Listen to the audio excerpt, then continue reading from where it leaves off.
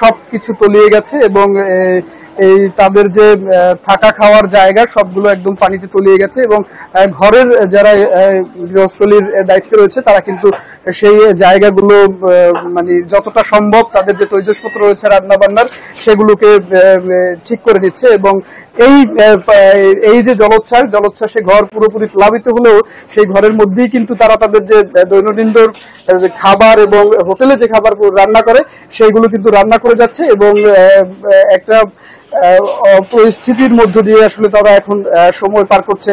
আমি আপনারা দেখছেন যে ভাতের যে ছিল তাদের ভাতের পাতিল সেটি কিন্তু একদম পানিতে তলিয়ে যাওয়ার একটি জায়গার উপরে তারা রেখে দিয়েছে এবং এখানে চুলোতে বেঞ্চির উপরে চুলো তুলে সেই চুলোতে কিন্তু তারা তাদের যে দৈনন্দিন খাবার সেগুলো রান্না করছে।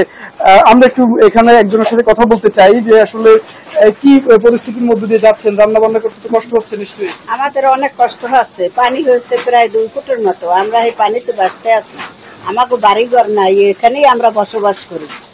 এই যে জ্বর হবে, জলোচ্ছ্বাস হবে, জ্বরের তীব্রতা বাড়বে, এই বিষয়ে কি আপনারা সতর্কতা সংকেত পান নাই? হ্যাঁ, আমরা সতর্কতা পাইছি, আমরা সবকিছু গুছিয়ে নিয়ে যার জন্য প্রস্তুতি করতে আছি। আশ্রয় কেন্দ্র এখান থেকে কত দূর যেতে কি পরিমাণ সময় লাগে? সবই ভাসমান অবস্থায় ভাসতে আছে, আমরা এই কিনারে যে যতদূর পারি সম্ভব একটু তরের দিকে নেওয়ার জন্য চেষ্টায় আছি। আপনার নিরাপদ আশ্রয়? এখন নিরাপদ আশ্রয় আমাদের এই মাল সামানা গুলো গুছ করে আমরা নিরাপদে চলে যাবো ইনশাল্লাহ।